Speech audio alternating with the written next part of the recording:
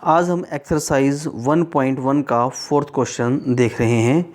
Euclid विभाजन प्रमेयिका का प्रयोग करके दर्शाइए कि किसी धनात्मक पूर्णांक का वर्ग किसी पूर्णांक m के लिए 3m या 3m+1 के रूप का होता है।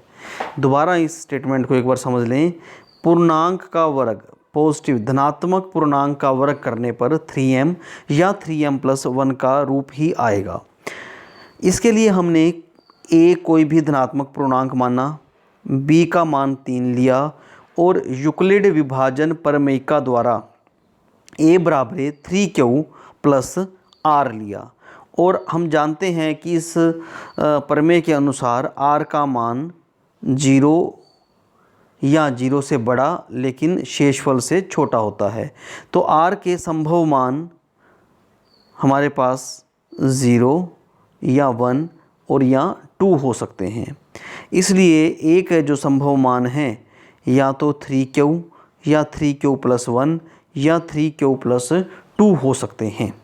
तो ये तीन अलग अलग केस हैं और तीनों बार हमें इनका वर्ग करके ये सिद्ध करना है कि ये 3m या 3m+1 के रूप में लिख सकते हैं। तो सबसे पहले हम लेते हैं कि जब a का मान 3q हो। जब a का मान 3q है और हमने दोनों ओर इसके जब वर्ग किया तो ये बन गया a² बराबरे में 3q का स्क्वायर, यानी कि ये बन गया a² बराबरे में 9q का स्क्वायर। और 9q यानी कि 9q² को हम लिख सकते हैं 3 × 3q²। दोबारा देखें कि 9q² को हम 3 × 3q² लिख सकते हैं और 3q को हमने एक पूर्णांक m मान लिया, m ही पूर्णांक ही आएगा तो ये 3m की फॉर्म में आ गया, 3 × m।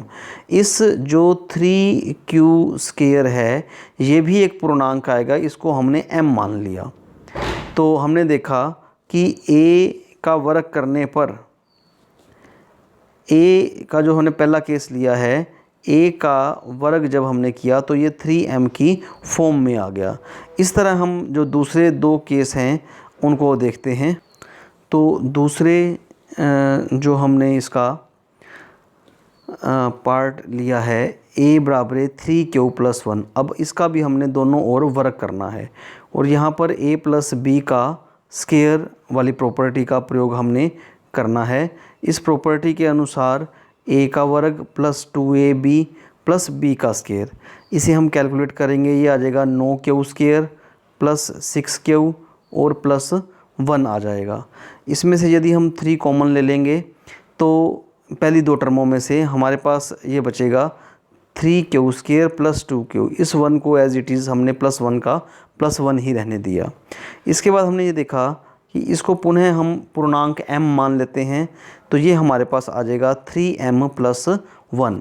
पहला जो हमने a लिया था वो 3m की फॉर्म में आया था। दूसरी बार जब हमने a का मान 3q+1 लिया तो इसमें जो a का वर्ग है वो हमारे पास 3m+1 के रूप में आ गया। इसके बाद अब हम इसका जो तीसरा केस है वो लेते हैं। तो इसके तीसरे केस में जब हमने a का मान 3q+2 लिया, इसका भी हमने दोनों ओर वर्ग करना पड़ेगा। हमने इसका स्क्वायर कर दिया और 3q+2 इसका भी वर्ग कर दिया। यहाँ पर हम पुनः उसी आइडेंटिटी का प्रयोग करेंगे जो हम पहले कर चुके हैं, a का स्क्वायर + b का स्क्वायर + 2ab। तो a का स्क्वायर करेंगे 3q का स्क्वायर करेंगे तो ये 9q का स्क्वायर आ जाएगा, b का स्क्वायर 4 आ जाएगा और एक बार 2 × a × b करेंगे तो ये 12q आ जाएगा। इस 4 को हम 3+1 के रूप में लिख सकते हैं। 4 को 3+1 लिख सकते हैं। ये हमने इसलिए लिखा क्योंकि यहाँ पर इन तीनों टर्मों में से हम 3 कॉमन ले सकते हैं। जब हम इनमें से 3 कॉमन ले लेंगे तो हमारे पास 3q², 4q और 1 टर्म बचेगी और इस पूरी टर्म को हमने m मानना क्योंकि ये एक पूर्णांक आएगा। तो ये 3 × m+1 के रूप में लिखा गया। हमने जो पहला केस लिया था उसमें जो वर्ग था वो 3m के रूप में लिखा गया।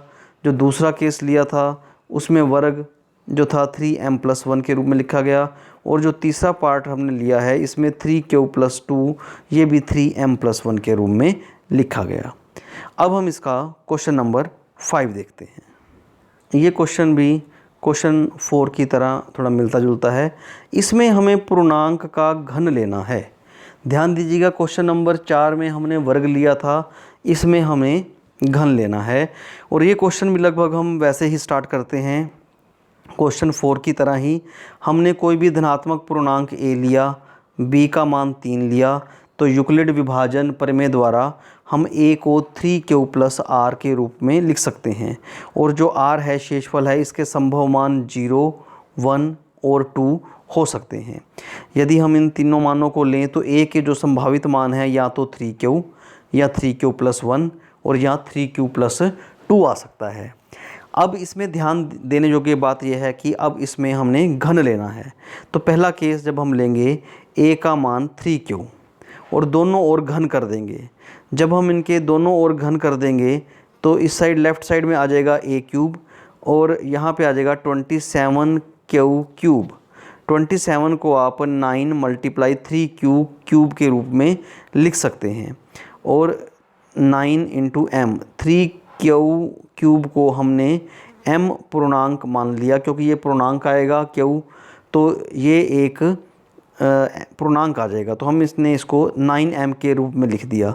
किसी भी धनात्मक पूर्णांक का जो पहला केस दिया था हमने a = 3q, उसको हमने 9m के रूप में लिख दिया। अब हम इसका दूसरा केस लेते हैं। दूसरे केस में a का मान 3q+1 लेना है और इसमें भी पुनः आपने इसका क्यूब करना है। जब हम इसका क्यूब करेंगे तो लेफ़्ट साइड में तो a का क्यूब बन जाएगा और राइट साइड में यहाँ पर आइडेंटिटी का प्रयोग करेंगे, a+b होल क्यूब वाली जो आइडेंटिटी है उसका प्रयोग करेंगे। और वो आइडेंटिटी क्या है आप जानते हैं कि वो है a³ + 3ab ब्रैकेट a+b और प्लस b³। इस आइडेंटिटी का प्रयोग हम करेंगे। इस आइडेंटिटी का प्रयोग करके ये बन जाएगा 3q का क्यूब + 3 × 3q × 1, 3q+1 + 1 का क्यूब। तो जब आप इसको सिंप्लीफाई करेंगे ये आ जाएगा 27q³। इनको मल्टीप्लाई करेंगे 9q, ये 3q+1 एज इट इज़, और जब 1 का क्यूब करेंगे तो 1 आ जाएगा। यानी कि 27q³ 27q² + 9q + 1। यहाँ पर पहली जो 3 टर्म्स हैं इसमें से 9 कॉमन ले लेंगे, हमारे पास बचेगा 3q³ + 3q² + 1, और इसको हम कोई भी धनात्मक पूर्णांक m मान सकते हैं। तो हमारे पास इसकी जो फॉर्मेशन है a³ की 9m+1 आ गई। इसके बाद हमें इसका तीसरा केस देखना है। और तीसरे केस में हमने a का मान 3q+2 लिया। पुनः इसमें a+b होल क्यूब वाली आइडेंटिटी का प्रयोग करेंगे।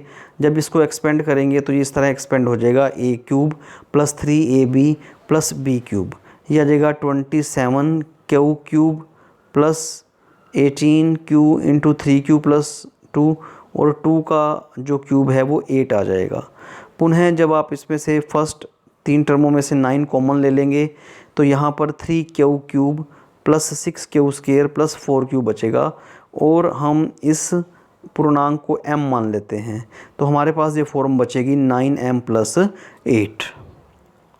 धन्यवाद।